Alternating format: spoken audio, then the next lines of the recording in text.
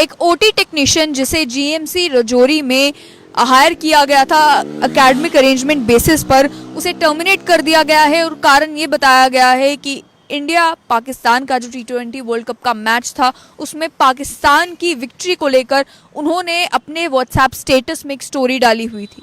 जो ऑर्डर मेरे पास है उसमें बताया गया है कि मिस साफिया मजीद जो कि ओटी टेक्नीशियन थी, जिन्हें एकेडमिक अरेंजमेंट बेसिस पर SRO 24 के तहत, जो अब SO 364 हो चुका है, उसके तहत हायर किया गया था, उनके रिलेटेड एक viral video principal government medical college के नोटिस में आई, जिस अलग अलग मीडिया प्लेटफॉर्म्स के ऊपर वो वीडियो शेयर की गई। और साथ ही में डीएसपी रजौरी ने भी सेम वीडियो व्हाट्सएप के थ्रू भेजी गवर्नमेंट मेडिकल कॉलेज रजौरी की प्रिंसिपल को, जिसमें बताया गया था कि किस तरीके से गवर्नमेंट मेडिकल कॉलेज में काम कर रही ओटी टेक्नीशियन साफिया मजीद व्हाट्सएप स्टेटस के ऊपर सेलिब्रेट कर रही थी कि किस तरीके से पाकिस्तान की टीम ने T20 वर्ल्ड कप में इंडियन क्रिकेट टीम को हराया। जिस एक्टिविटी के बारे में एग्जैक्ट वर्ड्स इस ऑर्डर में लिखे गए हैं, the activity which seems to be disloyalty towards nation. साथ ही में कहा गया कि कोई भी एम्प्लॉय जो इस इंस्टीट्यूशन का है, गवर्नमेंट मेडिकल कॉलेज रजौरी का है, उसे नेशन के साथ डिसलॉयल्टी करना अलाउ नहीं किया जाएगा। और उसके साथ ही में जो HOD गायने और ऑब्स्ट्रिशियन है, उनका ये कहना है कि ये जो ओटी टेक्नीशियन थी ये कैजुअल लीव पर 5 दिनों के लिए गई थी 21 तारीख से, लेकिन उसके बाद अपनी ड्यूटीज को लीव खत्म होने के बाद भी इन्होंने ज्वाइन नहीं किया। कोई प्रायर नोटिस ऐसे इनडिसिप्लिन के केस में देने की जरूरत नहीं पड़ती है, क्योंकि इन्हें एकेडमिक अरेंजमेंट बेसिस पर हायर किया गया था SRO 24 के तहत। इस वजह से इन्हें टर्मिनेट किया जाता है अपनी इनकी सर्विसेज से विद इमीडिएट इफेक्ट। ये ऑर्डर जो है ये गवर्नमेंट मेडिकल कॉलेज रजौरी के प्रिंसिपल डॉक्टर ब्रिज मोहन के द्वारा साइन किया हुआ नोटिस जो है ये ऑलरेडी सोशल मीडिया पर राउंड्स कर रहा है। लेकिन ये इकलौता केस नहीं है। अन्य केसेस की अगर बात की जाए तो अक्रॉस द कंट्री अलग अलग यूनिवर्सिटीज़ में पढ़ रहे, अलग अलग कॉलेजेस में पढ़ रहे वो स्टूडेंट्स जिन्होंने पाकिस्तान की विक्ट्री को सेलिब्रेट किया था, उन्हें अरेस्ट तक किया गया है। एक मामला सामने आया था आगरा में, जहां पर 3 स्टूडेंट्स को अरेस्ट किया गया था पाकिस्तान की विक्ट्री सेलिब्रेट करने के लिए, और उन पर सेडिशन के और साइबर टेररिज्म के चार्जेस जो हैं वो लगाए गए थे, जिसको लेकर जम्मू कश्मीर की पूर्व मुख्यमंत्री महबूबा मुफ्ती, जो कि PDP की अध्यक्षा भी हैं, उन्होंने एक न्यूज़ आइटम को रीट्वीट करते हुए ये कहा कि इन कश्मीर के बच्चों को छोड़ देने की ज़रूरत है। लेकिन साथ ही में उन्होंने कहा कि crackdown on Kashmiri students both within Jammu and Kashmir and outside is reprehensible. Situation in Jammu and Kashmir after 2 years of suppression should have been an eye-opener for Government of India and lead to course correction. BJP's pseudo-patriotism disregards the idea of India. Release these students immediately. यानी कि उन्होंने गुहार ये लगाई कि जिन 3 students को आगरा में arrest किया गया है उन्हें इमीडिएटली रिलीज कर देना चाहिए। ये जिस तरीके से कश्मीर के स्टूडेंट्स के ऊपर क्रैकडाउन किया जा रहा है जम्मू कश्मीर में भी और जम्मू कश्मीर के बाहर भी, ये रिप्रेहेंसिबल है। और साथ ही में कि 2 साल के सप्रेशन के बाद जो सिचुएशन अब जम्मू कश्मीर में बनी है, उससे ये साबित होता है कि गवर्नमेंट ऑफ इंडिया को अपना रास्ता ठीक करने की ज़रूरत है, अपने तरीके बदलने की ज़रूरत है। भारतीय जनता पार्टी का जो स्यूडो पैट्रियटिज्म है, वो जो आइडिया ऑफ इंडिया है, उसी को डिसरिगार्ड करता है। इन आगरा में पढ़ रहे स्टूडेंट्स के बारे में ये भी एक खबर हम तक पहुंची कि ये बच्चे प्रधानमंत्री द्वारा जो स्कॉलरशिप दी जाती है बच्चों को, उस स्कॉलरशिप पर आगरा में यूनिवर्सिटी में पढ़ रहे थे। लेकिन जब इन्होंने कहा जा रहा है कि पाकिस्तान की विक्ट्री को सेलिब्रेट किया, उस टाइम पर एक आउटसाइडर किसी ने कंप्लेंट की, जिस कंप्लेंट के बेसिस पर इन 3 लोगों को अरेस्ट किया गया, सेडिशन चार्जेस लगाए गए। साथ ही में बताया जा रहा है एक खबर के मुताबिक कि साइबर टेररिज्म चार्जेस भी लगाए गए और फिलहाल ये तीनों स्टूडेंट्स गिरफ्तार हैं। लेकिन ये भी इकलौता इंसिडेंट नहीं है। इसके अलावा भी यूपी में भी 3 कश्मीर के स्टूडेंट्स को जो है अरेस्ट किया गया है, उन पर भी सेडिशन चार्जेस लगाए गए हैं पाकिस्तान की क्रिकेट टीम की विक्ट्री सेलिब्रेट करने के लिए। ये बताया जा रहा है कि भारतीय जनता पार्टी के वर्कर्स ने एक कंप्लेंट फाइल की, जिसमें स्टूडेंट्स जो कि राजा बलवंत सिंह इंजीनियरिंग टेक्निकल आगरा में यही पढ़ रहे थे, इन बच्चों के नाम भी सामने हैं। Arshid Yusuf son of Mohammad Yusuf Paul, resident of Chekpora Chadoora in Budgam, ये बडगाम के रहने वाले हैं। ये वही स्टूडेंट्स है आगरा के जिन्हें अरेस्ट किया गया है। इनायत अल्ताफ शेख सन ऑफ मोहम्मद अल्ताफ, ये दुनवारी बडगाम के रहने वाले हैं। और शौकत अहमद शागुन बांडीपुरा के रहने वाले, ये 3 स्टूडेंट्स के बारे में बताया जा रहा है कि बीजेपी वर्कर्स ने जब कॉलेज कैंपस में प्रोटेस्ट किया, एक कंप्लेंट आगरा पुलिस के सामने फाइल की, तो इन तीनों स्टूडेंट्स को अरेस्ट किया गया है। और साथ ही में ये बताया जा रहा है कि अभी तक बहुत रिपीटेड रिक्वेस्ट जो हैं वो की जा रही हैं कि इन्हें रिलीज़ किया जाए, लेकिन उसके बावजूद भी ये स्टूडेंट्स जो हैं वो अरेस्टेड हैं।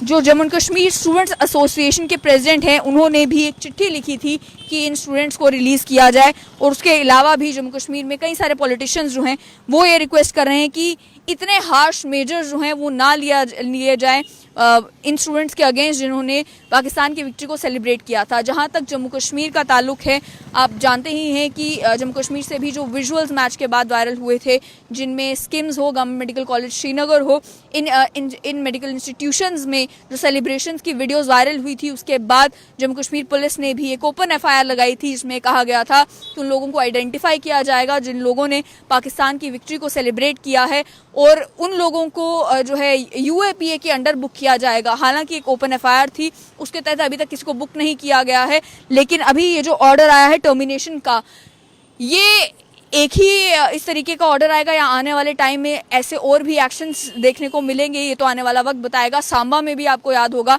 कि जिस समय खबर आई थी कि वहाँ पर सेलिब्रेशंस हुई हैं, वहाँ पर भी 6 लोगों को डिटेन किया गया था फॉर सेलिब्रेटिंग पाकिस्तान विक्ट्री। और उसी तरीके से जम्मू कश्मीर में कहा जा रहा है पुलिस के द्वारा कि उन लोगों को आइडेंटिफाई किया जाएगा जिन लोगों ने इस तरीके से पाकिस्तान की विक्ट्री को सेलिब्रेट किया है। जो कश्मीर बेस्ड पॉलिटिशियंस हैं, उन्होंने लेकिन रिपीटेडली एक ही बात कही है, वो बात ये कि इतने हार्श मेजर्स लेने की ज़रूरत नहीं है। लेकिन वहीं दूसरी साइड से सवाल ये आ रहा है कि क्या उन लोगों ने जिन्होंने पाकिस्तान की विक्ट्री को सेलिब्रेट किया जब उन्होंने इंडिया की टीम को हराया, उन्होंने न्यूजीलैंड के साथ भी जो मैच हुआ उसके बाद भी क्या पाकिस्तान की विक्ट्री को सेलिब्रेट किया? इंडिया के साथ ही मैच में क्यों? और क्या ये डिसलॉयल्टी टू द नेशन बताता है या नहीं बताता है? एक सेक्टर वो भी है जो ये समझता है कि स्पोर्ट्स को स्पोर्ट्स की हद तक रहने देना चाहिए। अगर स्पोर्ट्स ग्राउंड पर जिस समय क्रिकेट मैच खेला गया, तो उस समय महबूबा मुफ्ती का भी ये स्टेटमेंट है कि विराट कोहली वो पहले शख्स हो सकते हैं जो पाकिस्तान की टीम को बधाई दें जीतने के ऊपर, तो उसी तरीके की स्पोर्ट्समैनशिप को क्यों बर्दाश्त नहीं किया जा रहा जहां तक जम्मू कश्मीर का ताल्लुक है और जम्मू कश्मीर में सेलिब्रेशंस का ताल्लुक है। इस पर बात करेंगे। कैसे देखते हैं कि जहां जम्मू कश्मीर में एक ओटी टेक्नीशियन को टर्मिनेट कर दिया गया सर्विसेज से, एकेडमिक अरेंजमेंट बेसिस पर थी, वहीं आगरा में जिस तरीके से बच्चों को अरेस्ट किया गया है इस पाकिस्तान की विक्ट्री को सेलिब्रेट करने के लिए, जहाँ तक तो ओटी टेक्नीशियन को टर्मिनेट करने का मामला है, वो तो वैसे ही क्या कहते हैं, ओटी टेक्नीशियन परमानेंट नहीं थी, उसे वैसे ही उन्होंने, मुझे लगता है कि वो शायद टेम्प्रेरी बेसिस पे वहाँ पे काम कर रही थी और पिछले 5 दिन से वैसे भी वो आ नहीं रही थी। तो वो भी एक ग्राउंड बनाया गया है, साथ में ये ग्राउंड्स बनाए गए हैं कि जी ये ओटी टेक्नीशियन जो है, इसने कोई व्हाट्सअप के ऊपर अपना कोई स्टेटस डाला था। ओटी टेक्नीशियन के मामले में जो कार्रवाई principal government medical college Rajouri ने करी हुई है, मैं उसमें ज़्यादा जाना नहीं चाहता हूँ, क्योंकि ओटी टेक्नीशियन ऑलरेडी 5 दिन से आ नहीं रही थी।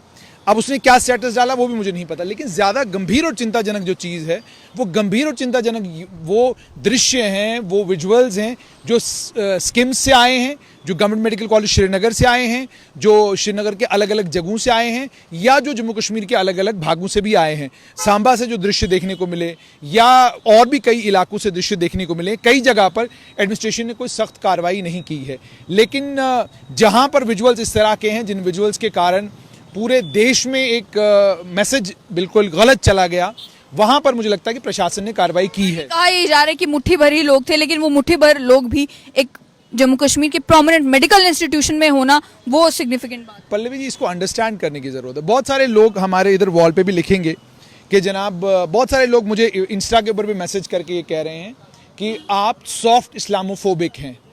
अब सॉफ्ट इस्लामोफोबिक का मतलब ये हो गया कि हम भी लोगों के बीच में इस्लाम के प्रति और मुसलमानों के प्रति जो है, जो बातें हम करते हैं वो गलत बात है। मैं आपको एक क्लैरिटी के साथ कुछ बातें बताना चाहूँगा। पहली बात तो ये कि क्या वजह है, क्यों पूरा देश, जब बात आती है पाकिस्तान की, पाकिस्तान के साथ मैच खेलने की, जब बात आती है पाकिस्तान की, तो उस समय लोग जो हैं एकदम जज्बाती क्यों हो जाते हैं? उसका कारण क्या है?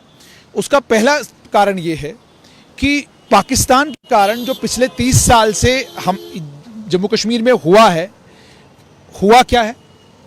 टेररिज्म बढ़ा है। उसके बाद अब जम्मू कश्मीर से अगर थोड़ा सा आप और आगे निकल जाएं तो आप दूसरी तरफ चले जाते हैं, आप देश के अलग अलग भागों में चले जाते हैं। जब आप देश के अलग अलग भागों में चले जाते हैं तो वहाँ पर भी आपको ये पता चलता है कि शायद ही देश का कोई ऐसा कोना होगा जहाँ पर किसी माँ ने कोई अपना लाल, इस जम्मू कश्मीर में किसी माँ का लाल शहीद नहीं हुआ होगा।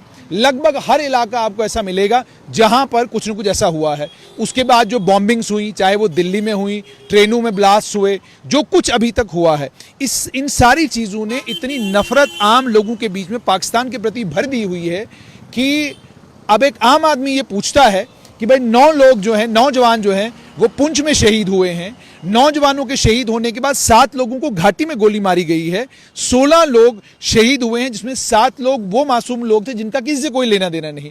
9 हमारे जवान शहीद हुए जो आतंकियों का मुकाबला करने के लिए पुंछ में जंगलों के अंदर घुसे।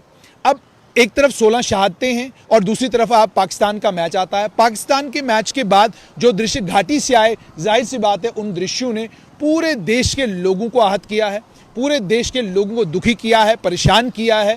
और वो माएँ, वो बच्चियाँ, जिन बच्चियों के सुहाग जो है वो घाटी में, जिनके सुहाग शहीद हो गए, वो सारी बच्चियाँ ये सोचती हैं, सवाल पूछती हैं, आखिरकार वजह क्या है, वजह क्या है। यानी जिस प्रांत में जाकर, जिस जगह पर जाकर हमने, हमारे परिवार वालों ने, हमारे परिवार के लोगों ने, हमारे उन लोगों ने, हमारे लोगों ने बलिदान दिया, उसी जगह पर, और किन लोगों के लिए, इन्हीं लोगों के लिए बलिदान दिया, इन्हीं घाटी के लोगों के लिए बलिदान दिया। वहीं पर जब पाकिस्तान के साथ हम मैच जीतते हैं, पाकिस्तान मैच जीतता है भारत के साथ, तो वहाँ पर खुशियाँ मनाई जाती हैं। तो ये चीज़ जो है ये आम भारतीय को परेशान करती है। इसी के चलते उसके बाद आप पाकिस्तान जिंदाबाद का नारा लगाते हैं, उसके बाद आप और भी बहुत सारे तमाशे करते हैं, और उसके बाद आपकी एक्सपेक्टेशन ये है कि प्रशासन आपके खिलाफ कोई कार्रवाई नहीं करेगा। ये वो वाली पुरानी वाली सरकारें नहीं हैं। ये सरकार एक अलग सरकार है, ये सरकार एक अलग तरीके से ऑपरेट करती है। इस सरकार ने ये तय किया है कि इस सरकार ने सख्त कानूनी कार्रवाई आपके खिलाफ करनी है। जब सरकार ने ये तय कर लिया कि आपके खिलाफ सख्त कानूनी कार्रवाई होगी, तो आपके खिलाफ सख्त कानूनी कार्रवाई होगी। अब कुछ मेरे जर्नलिस्ट, पत्रकार बंधुओं ने क्या किया है, उन्होंने ये कहा है कि यूएपीए के चार्जेस क्यों लगाए गए हैं, कुछ और भी तो हो सकता था। आप ये सोचिए, एक तरफ हम आतंकवाद के खिलाफ लड़ाई लड़ रहे हैं, एक तरफ हम अपना जवान आतंकवाद की लड़ाई में पाकिस्तान की गोली के कारण हमारा जवान हमसे बिछड़ रहा है, और दूसरी तरफ से हमको ये देखने को मिलता है कि स्किम्स और गवर्नमेंट मेडिकल कॉलेज श्रीनगर में पढ़ने वाले बच्चे जो हैं वो पाकिस्तान के नाम पर जश्न मना रहे हैं, पाकिस्तान के नाम पर खुशियां मना रहे हैं, पाकिस्तान की जीत के ऊपर ये सब कुछ कर रहे हैं। तो बर्दाश्त कैसे किया जाएगा उसको लेकर? लेकिन आप कश्मीर बेस्ड पॉलिटिशियंस का जो रिएक्शन है उसे किस तरीके से देखते हैं? क्योंकि अगर देखा जाए, डॉक्टर फारूक अब्दुल्ला, उन्होंने ये कहा कि ये पाकिस्तान के हक में जो है नारे नहीं लगाए गए थे, ये बल्कि बीजेपी को इरिटेट करने के लिए नारे लगाए गए थे। वहीं अगर महबूबा मुफ्ती की बात की जाए तो वो ये कह रही हैं कि इस विक्ट्री को इस तरीके से क्यों देखा जा रहा है जैसे ये कोई बड़ी बात है। जिस समय जम्मू कश्मीर के स्पेशल स्टेटस को हटाया गया था, उस समय रेस्ट ऑफ द कंट्री में भी सेलिब्रेशन हुई थी। तो अब अगर जम्मू कश्मीर के स्टूडेंट जो है, कुछ लोग जो है सेलिब्रेट कर रहे हैं, तो इसमें इतनी बड़ी बात क्या है? तो इन पॉलिटिशियंस के रिएक्शन को आप किस तरीके से देखते हैं? Does it send the right kind of message? देखिए, इन पॉलिटिशियंस की मजबूरी है, they have to stay relevant in Kashmir valley, and if you want to stay relevant in Kashmir valley, ये वही गलती कर रहे हैं जो इससे पहले वाले पॉलिटिशियंस किया करते थे, यानी सॉफ्ट सेपरेटिज्म। सॉफ्ट सेपरेटिज्म का मतलब ये कि आपके अंदर भी अलगाववाद की भावना पूरी है, और उस अलगाववाद की भावना के चलते आप इन सभी एक्शंस को, जो पहले भी सब कुछ घाटी में ये सब कुछ होता रहा है, पाकिस्तान की विक्ट्री के ऊपर सेलिब्रेशंस होती रही हैं, तो आप वो जो चल रहा था इतने सालों से, आप उसकी कंटिन्यूटी चाहते हैं। लेकिन जब ये लोग खुद सत्ता में होते हैं, जब ये खुद मुख्यमंत्री होते हैं, अब पूर्व मुख्यमंत्री महबूबा मुफ्ती ने आज ये बयान दिया है, तो आप याद करिए वो समय जिस समय इनकी सरकार थी, भारतीय जनता पार्टी और कांग्रेस की, भारतीय जनता पार्टी और पीडीपी की सरकार थी यहाँ पर, उस सरकार में गृह मंत्री के साथ प्रेस वार्ता में बैठी हुई थी पूर्व मुख्यमंत्री महबूबा मुफ्ती। क्या बात उन्होंने उस समय कही थी? अगर आपको अच्छे से याद होगा, उन्होंने उस समय ये बात करी थी, उन्होंने उस समय ये कहा था कि वो बच्चे क्या वहाँ टॉफी लेने के लिए गए थे आर्मी कैंप में, ये बात उन्होंने कही है, ऑन रिकॉर्ड है चीज़ें। और जिस समय ये मुख्यमंत्री थी, उपद्रव के खिलाफ, उपद्रवियों के खिलाफ ये कार्रवाई कैसे कर रही थी? मगर उस समय भी हो क्या रहा था कि आप एक तरह के उपद्रवियों को, यानी जो सरफेस के ऊपर आया उसके खिलाफ तो कार्रवाई कर रहे थे, लेकिन जो सरफेस के नीचे थे, जो लोग पीछे से इन सारी चीज़ों को बैक कर रहे थे, जो पीछे से इन सारी चीज़ों के पीछे थे, जो ये आतंकवाद और ये अलगाववाद घाटी के अंदर जो लोग फैला रहे थे, जो असली लोग हैं, यानी जो लोग आइडियोलॉग्स थे उनके खिलाफ कोई कानूनी कार्रवाई नहीं हो रही थी। अब चूंकि उनके खिलाफ कानूनी कार्रवाई हो रही है, अब चूंकि एनआईए उनके पीछे पड़ी हुई है, नेशनल इन्वेस्टिगेटिंग एजेंसी उनको गिरफ्तार कर रही है, उनसे पूछताछ कर रही है, उनसे हिसाब किताब ले रही है, तो इस समय ये पॉलिटिशियंस जो हैं ये अपनी स्किन बचाने के लिए और ये इंश्योर करने के लिए कि भाई वो आने वाले चुनावों में कोई ये न कहे कि जब घाटी में ये हुआ था, जब हमारे खिलाफ यूएपीए का मामला बना था तो महबूबा जी नहीं बोली थी और सजाद लोन नहीं बोले, दोनों बोले। लेकिन आपने इसमें भी एक चीज देखी होगी, पूर्व मुख्यमंत्री और नेशनल कॉन्फ्रेंस के प्रधान डॉक्टर फारूक अब्दुल्ला ने पहले तो कुछ नहीं बोला, लेकिन पुंछ पहुंचे तो वहां बोल गए कि भाई सख्ती करने से क्या होने वाला है। तो सवाल पैदा ये होता है कि आपने तो अपने कार्यकाल में सख्ती नहीं की, आपने तो अपने कार्यकाल में ये सब एक्शन नहीं लिए, ये सब कार्रवाइयां नहीं की, अब ये कार्रवाइयां आज हो रही हैं, तो आपके कार्यकाल में ये कार्रवाइयां नहीं हुई, उसका नतीजा क्या निकला कि घाटी के अंदर आतंकवाद, घाटी के अंदर अलगाववाद, घाटी के अंदर हालात ऐसे कि एक अलगाववादी नेता अपने अंत समय पे चाहता है कि पाकिस्तान का झंडा जो है वो उसके ऊपर हो। तो ये फिलहाल अगर कश्मीर में ही इन सेलिब्रेशंस की बात की जाए, जिस तरीके से इन वीडियोस को पाकिस्तान में इस्तेमाल किया गया, उसको लेकर पाकिस्तान के क्रिकेटर्स हों या पाकिस्तान के मिनिस्टर्स हों, उनके पॉलिटिशियंस हों, उन्होंने जिस तरीके की बातें इन सेलिब्रेशंस को लेकर की, उस पर आपका क्या ख्याल है कि एक व्यक्ति जो है वो कह रहे हैं कि ये जो जीत है ये पाकिस्तान की, ये केवल पाकिस्तान की ही क्रिकेट में जीत नहीं है बल्कि इस्लाम की जीत है, तो इसे आप किस तरीके से देखते हैं? देखिए, शेख रशीद जो पाकिस्तान के नेता हैं उन्होंने कुछ बयान इस तरह का दिया है। अफसोस ये है कि जो मुल्क पिछले 73 साल में जिस मुल्क को तरक्की करनी चाहिए थी, जिस मुल्क को बहुत आगे बढ़ जाना चाहिए था, वो मुल्क इस वक्त आतंकवाद का सबसे बड़ा केंद्र बना हुआ है, आतंकवाद का सबसे बड़ा केंद्र बना हुआ है। यानी जिस मुल्क को इस वक्त पूरे देश के लिए, पूरे विश्व के लिए मिसाल बनना चाहिए था, वो आतंकवाद का केंद्र है। हाफिज सईद कहाँ है? पाकिस्तान में। मौलाना मसूद अजहर कहाँ है? पाकिस्तान में। तालिबान के समर्थक कहाँ है? पाकिस्तान में। और हिज़्ब लश्कर तैयबा के समर्थक कहाँ हैं? पाकिस्तान में। जैश मोहम्मद के समर्थक कहाँ हैं? पाकिस्तान में। और यही कारण है FAT financial action task force FATF ने क्या किया है, पाकिस्तान को अभी भी ग्रे जोन से बाहर नहीं निकाला है, अभी भी पाकिस्तान को ग्रे जोन में रखा है। क्यों रखा है? क्योंकि आप आतंकवाद के समर्थक हैं। और अब मैं आपको ये बताऊं, अगर आप फॉरेन अफेयर्स पढ़ें, बाकी सारी मैगजीन्स पढ़ें, तो आपको वहां से ये जानकारी मिलती है कि आज भी सरकार क्या कर रही है। आज भी ये जो अमेरिकन पॉलिसी है, अमेरिकन पॉलिसी पैराडाइम में अब ये बात चल पड़ी है और इस बात पर अब वहां पर चिंतन मंथन होना शुरू हो गया है कि पाकिस्तान के साथ जो हमारा रिश्ता है, पाकिस्तान जो कुछ कर रहा है, हमको इसको बदलने की ज़रूरत है, अब हमको इसको चेंज करने की ज़रूरत है, अब हमको भारत की तरफ जाना चाहिए। अब अमेरिका भी अब ये अंडरस्टैंड करने लगा है कि भाई 20 साल अफगानिस्तान में अमेरिका जो है अफगानिस्तान में आतंकवादियों के साथ लड़ता रहा। 20 साल के बाद वहां से जब अमेरिका निकला और तालिबान ने कब्जा किया, तो पाकिस्तान के बहुत सारे आर्मी के रिटायर्ड जनरल्स, सर्विंग जनरल्स ने मुबारकबादें दी, उन्होंने लड्डू बांटे इस बात के ऊपर। ये सारी चीजें अमेरिका में गई हैं, ये सारी चीजें अमेरिका को पता चली हैं। इस वक्त पाकिस्तान जो है वो चाइना के साथ मिलकर अफगानिस्तान के अंदर जो कुछ कर रहा है, वो चीजें भी अमेरिका के पास जा रही हैं, अमेरिकन ब्लॉक में जा रही हैं। तो आने वाले समय में परिस्थितियां भी बदलेंगी, हालात भी बदलेंगे, लेकिन जो केंद्र सरकार ने तय किया है कि अलगाववाद और आतंकवाद को अब टॉलरेट नहीं किया जाएगा, अलगाववादियों और आतंकवादियों को वो उस तरीके का फ्री स्पेस अब नहीं मिलेगा, मुझे लगता है कि ये सराहनीय कदम है। सिर्फ इसमें इस चीज को इंश्योर किया जाना चाहिए, मतलब मेरा अपना पॉइंट ऑफ व्यू है, इस चीज को इंश्योर किया जाना चाहिए, जहां लोग जश्न मना रहे हैं, जहां लोग जहां लोग पटाखे फोड़ रहे हैं, वहां पर कानूनी कार्रवाई, सख्त कानूनी कार्रवाई बनती है। लेकिन जो छुटपुट घटनाएं होती हैं, मुझे नहीं लगता कि उसमें सरकार को इतना ज्यादा सीरियस होने की जरूरत है। लेकिन जो ये मेजर लगता है कि पॉलिटिसाइज भी किया जाता है, जब ऐसे इंसिडेंट्स होते हैं तो अपना पॉलिटिकल बेनिफिट लेने के लिए भी कहीं ना कहीं जो है ज्यादा तूल दी जाती है मामले को, ताकि कोई मामला बने तो लोग भी अपनी सियासी रोटियां सेक सकें। सीधी बात है, जम्मू कश्मीर हो और राजनीति न हो, ये तो संभव नहीं है। जम्मू कश्मीर में इन्हीं चीज़ों पर राजनीति होगी। यही वो चीज़ें हैं जिन चीज़ों के ऊपर आने वाले कल में जब लोकतंत्र यहाँ दोबारा से बहाल करने का समय आएगा, तो इन्हीं चीज़ों पर राजनीति होने जा रही है। आप सोचें, इसके अलावा किसी बात पर राजनीति होगी, किसी बात पर राजनीति नहीं होगी। These are going to be the political issues. बिजली, पानी, सड़क, ये ना तो उनको एंटाइज करता है। अभी हम थोड़ी देर पहले आप और मैं बात कर रहे थे, मैं बात कर रहा था डोडा की सड़कों के बारे में। मैं कह रहा था कि वहाँ जो आज भी 11 लोगों की मौत हुई है, लेकिन किसी को वो 11 लोग जो हैं किसी के खाते में नहीं है। उन 11 लोगों की किसी को फिक्र नहीं है, उन 11 लोगों की किसी को चिंता नहीं है। क्यों चिंता नहीं है? क्योंकि जैसे मैंने आपको कहा वो ट्रेंडिंग नहीं है। ट्रेंडिंग बस यही है कि भाई इंडिया पाकिस्तान के मैच को लेकर क्या हो रहा है। साफ सी बात यह है, मैच खत्म हुए भी अब बड़ी साफ सी बात यह है, आप जिस देश में रहते हैं, आप जिस देश के नागरिक हैं, उस देश की खुशी में आपकी खुशी, उस देश के गम में, उस देश की परेशानी में आपकी परेशानी। पाकिस्तान में एक युवक ने विराट कोहली को लेकर कुछ किया, 10 साल की सजा उसको पाकिस्तान में दी गई।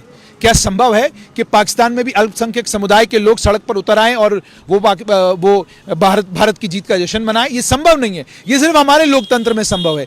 लेकिन समय आ चुका है जब इन चीज़ों पर अंकुश लगना चाहिए और आम नागरिक आम जनमानस को भी ये बात समझनी होगी कि आप जो यहाँ पर करते हैं उसका असर पूरे भारत में पड़ता है। वो पिक्चर आपकी पूरे भारत में चली जाती है। इसीलिए अलग अलग जगहों पर जब हादसे होते हैं हम कहते हैं कारण क्या है? कारण यही होता है जो आज किया जा रहा है, इसके नतीजे साल बाद निकलेंगे, इसके नतीजे 2 साल बाद निकलेंगे, इसके नतीजे 3 साल बाद निकलेंगे। इसीलिए बड़ा ज़रूरी है कश्मीर के लोग भी अपने बच्चों को ये बात समझाएं, ये बात बताएं कि आप एक बहुत बड़े लोकतंत्र का हिस्सा हैं। इस बहुत बड़े लोकतंत्र में आपके लिए बहुत जगह है, वो जगह आपको तलाशनी है। आपको देखना है कि वो जगह हमारे लिए कहां पर है। हालात ऊपर नीचे होते रहते हैं, पर हालातों को देखकर अपना मिजाज, अपना दिमाग और अपनी सोच बदलने वाले लोग तरक्की कभी भी नहीं कर सकते। तरक्की वही लोग करते हैं, आगे वही लोग बढ़ जाते हैं जो समझते हैं कि हमको इस समय लोकतंत्र को मजबूत करने का काम करना है और हमको कोशिश ये करनी है कि हम कोई ऐसी हरकत न करें जिस हरकत से किसी का दिल दुखी हो, जिस हरकत से कोई परेशान हो, जिस हरकत से आम भारतीय नागरिक को ये लगे कि देखो यार ये एक समुदाय के लोग जब भी कभी ऐसा होता है तो करते क्या है। साथ ही में अगर बात करें आगरा में जिन 3 स्टूडेंट्स को अरेस्ट किया गया है उसको लेकर टाइम्स ऑफ इंडिया की भी एक खबर है, जिस खबर में BS कुशावा जो कि डायरेक्टर एकेडमिक्स से कॉलेज के, उनका ये कहना था कि स्टूडेंट्स ने प्रो पाकिस्तान स्लोगन्स शाउट नहीं किए थे। और साथ ही में ये भी कहा गया कि जो FIR दर्ज करवाई गई है वो कंप्लेंट किसी आउटसाइडर के कहने पर करवाई गई है। राइट विंग ऑर्गेनाइजेशंस के थ्रू प्रोटेस्ट कंडक्ट किए गए थे इन 3 स्टूडेंट्स के अगेंस्ट, जिसके बाद एक FIR दर्ज की गई। जो मैनेजमेंट है RBS कॉलेज का, उन्होंने ये कहा कि उन्होंने बीजेपी के युवा मोर्चा द्वारा स्टूडेंट ग्रुप्स के द्वारा जो प्रोटेस्ट कंडक्ट करवाया गया उस एनआरकी के चलते 7 इंस्टीट्यूशंस को बंद रखा। और ये भी कहा कि कॉलेज अथॉरिटीज़ ने एकदम से मैटर को नोटिस में लिया और साथ ही में तीनों स्टूडेंट्स को क्वेश्चन भी किया, रिटन क्लैरिफिकेशन भी मांगी कि क्या कोई anti national chat social media के ऊपर डाली गई है मैच के बाद, क्या कोई इस तरीके की बात की गई है, क्या किसी तरीके की स्लोगनिंग की गई है। तो साथ ही में हिंदुस्तान टाइम्स ने भी ये रिपोर्ट किया कि ट्रायो को तीनों स्टूडेंट्स को सस्पेंड किया गया था हॉस्टल से as part of disciplinary action जिस समय वारदात हुई। लेकिन उसके बावजूद भी RBS इंजीनियरिंग कॉलेज का ये कहना है, कॉलेज अथॉरिटीज़ का ये कहना है कि आउटसाइडर्स ने बिजपुरी कैंपस में आकर वहां पर हंगामा किया, जिस वजह से कॉलेज की रेपुटेशन पर भी दचका लगा है। और साथ ही में जितने भी RBS की कॉलेज हैं सभी को इंडेफिनिट पीरियड के लिए बंद रखा जा रहा है जब तक इस मैटर को सॉर्ट आउट नहीं किया जाता। और as a matter of protest की जिस तरीके की एनआरकी यहाँ पर क्रिएट की गई, एक्शन डिमांड RBS कॉलेज ने एक प्रेस नोट इशू किया था, फैकल्टी मेंबर्स ने एक प्रेस नोट इशू किया था, जिस प्रेस नोट में एक्शन के लिए डिमांड की जा रही है उन आउटसाइडर्स के अगेंस्ट जिन्होंने वहां पर हंगामा किया। लेकिन जिन स्टूडेंट्स की बात की जा रही है, जिन 3 स्टूडेंट्स को भी अरेस्ट किया गया है और बोला ये जा रहा है कि उनके खिलाफ सेडिशन के चार्जेस लगाए गए हैं, उन स्टूडेंट्स के बारे में कॉलेज अथॉरिटीज़ ये कह रहे हैं कि हम पूछताछ भी कर रहे थे, हम रिटन में भी इनसे एक्सप्लेनेशन मांग रहे थे, हम जांच भी कर रहे थे, हमने डिसिप्लिनरी एक्शन भी लिया था, उन स्टूडेंट्स को सस्पेंड भी किया था। हम नहीं जानते कि कौन आउटसाइडर्स थे जिन्होंने आकर FIR लगवाई है। हमें यही बताया जा रहा है कि स्लोगनिंग जो है वो इन 3 कश्मीर के स्टूडेंट्स ने वहां पर नहीं की थी। लेकिन उसके साथ साथ में जम्मू कश्मीर स्टूडेंट्स एसोसिएशन के प्रेसिडेंट नसीर खुएमी ने भी उत्तर प्रदेश के चीफ मिनिस्टर योगी आदित्यनाथ से गुजारिश की है कि जो FIR लगाई गई है इन 3 स्टूडेंट्स के अगेंस्ट, उस FIR को ड्रॉप कर दिया जाए और उनकी सस्पेंशन को रिवोक कर दिया जाए। ये वही बात है जो जम्मू कश्मीर की भी पूर्व मुख्यमंत्री महबूबा मुफ्ती कर रही हैं कि इन 3 स्टूडेंट्स को इमीडिएटली रिलीज कर दिया जाए और इस तरीके के प्यूनिटिव एक्शंस जो हैं उन बच्चों के खिलाफ ना लिए जाएं।